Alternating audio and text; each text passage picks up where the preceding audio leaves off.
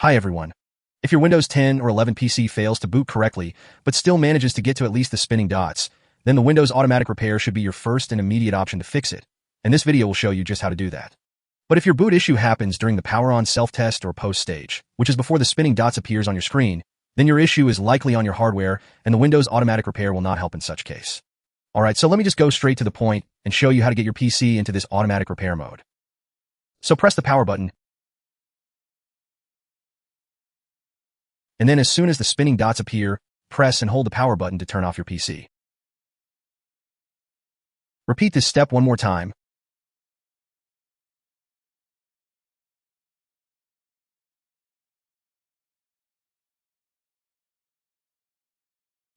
Now turn on your PC, and Windows will launch the automatic repair and diagnose your PC.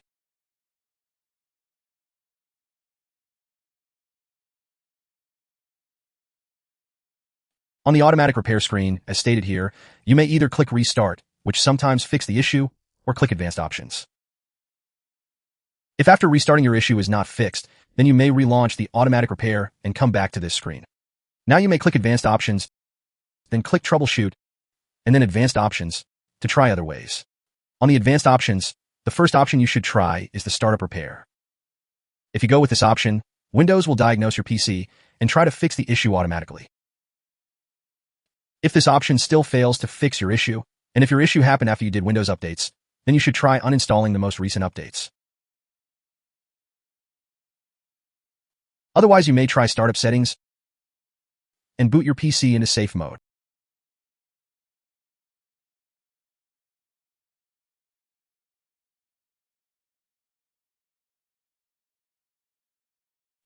If you manage to boot into safe mode, then your boot issue could be caused by your device drivers.